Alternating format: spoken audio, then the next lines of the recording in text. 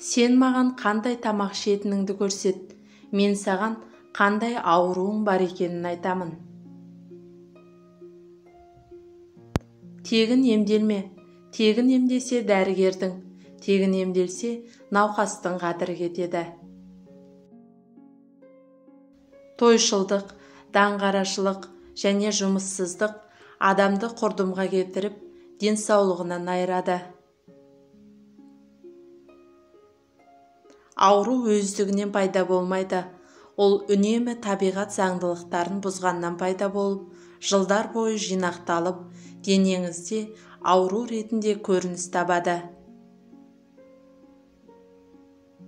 Дәрігер емдейді, табиғат айықтырады. Тұрып қалған суды ішуден сақ бол, себебі ол көптеген аурудың пайда болуына әкеп соғады. Бойыңызда пайда болған аурулар сіздің өмір сүру салтыңызға байланысты екенін ұмытпаңыз. Емделуді ешқашан кейінге қалдырма, кешіктірме. Дәрігер емдей алмаса, онысын мойындап, науқасқа зиянын тигізбесін. Ауруды емдеуден бұрын оның пайда болу себептерімен күресіңіз. Шектен тыс ұйқысыздық пен ұйқышаңдық жақсылықтың белгісі емес. Денім сау болып, бақытты өмір сүремін десеңіз, күнделікті спортпен шұғылданып, жаяу жүрумен көп айналысыңыз. Ақыл ең жақсы емші. Егер де сіз өмір сүру дағдыңызды өзгерткіңіз келмесе, сізге ешкім де көмектесе алмайды. Медицина әлемдегі ең мейірімді өнер түрі. Адамның миында көптеген аурудың себебі бар. Кез келген артық нәрсе адамның табиғатына қарсы. Қатты тойып тамақ жемеңіз, өйткені шектен тыс нәрсенің бәрі умен тең.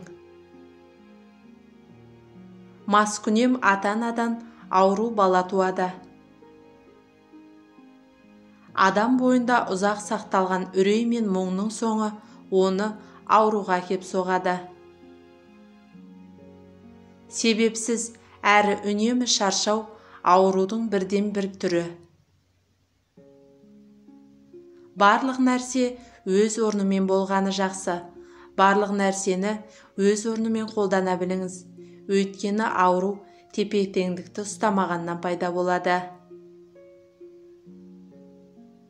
Кейбір науқастар дәрігердің мықтылығына қарап, оған үлкен сенім артады, және сол сенімнің арқасында ауруынан құлан-таза айығып кетеді. Мазасыз ауа райы науқас адам түгілі сау адамға да әсер етеді. Көпшіліктің ойынша біздің ренішіміз бен қиналысымызды жүрек сезеді деп түсінеді. Бірақ жүрек ондай сезім қабілетіне ие емес. Бойымызда болып жатқан барлық нәрсені сезетін ол біздің миымыз. Дәрігер жаны таза, мейірімді болуы керек. Өйткені науқастар мейірім мен қамқорлыққа зәру.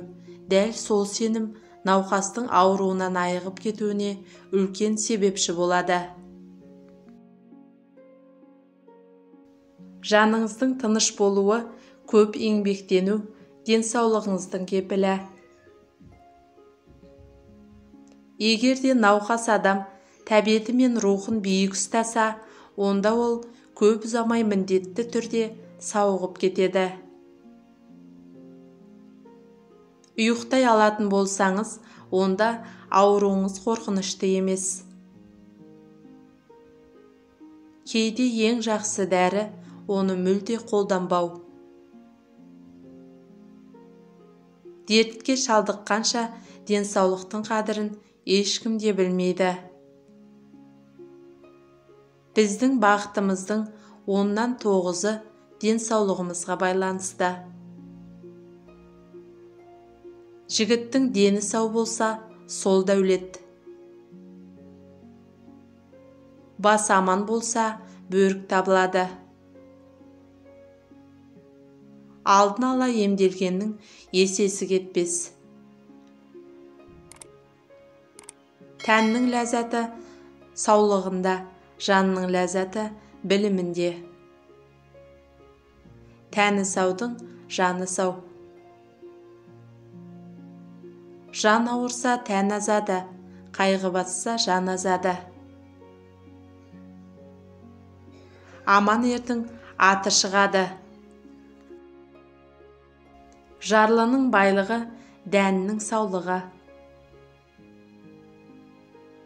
Ауру батпандап кіреді, мысқылдап шығады. Демі бардың, емі бар. Ішің ауырса, аузыңды тый, көзің ауырса, қолыңды тый. Арақ ішіп темекі шеккен, денсаулықтың түбіне жеткен. Ауырсаң сау бол, ауырмасаң сақ бол. Ашу бар жерде ауру бар. Ауру адам үшін алтын төсектен ыңғайсыз. Денсаулық пен бақыт бөлек өмір сүрмейді. Сау адамда үміт бар, үміті барда бәрі бар. Ауруын жасырған өліммен ойнайды. Науқас үшін балды ашшы. Денсаулықтың қадірін ауырғанда түсінер. Адам денесінің жетілуі, оның денсаулығы. Егер денің сау болса, онда оны сақтамақ керек. Ал егер сау болмаса, онда денсаулықты жетілдіру керек. Жаны тазаның ары таза. Тіс ауырғанның көңілін сұрамайды.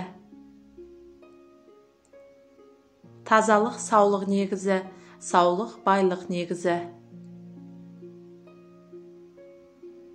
Дана көптен шығады, дәрі шөптен шығады. Ауырып ем іздегенше, ауырмайтын жол ізде. Дерт көп, денсаулық біреу. Құрметті көрермен, деніңіз сау болып, бақытты ғұмыр кешіңіз. Арнаға тіркеліп, бізді қолдауды ұмытпаңыз. Көріскенше күн жақсы.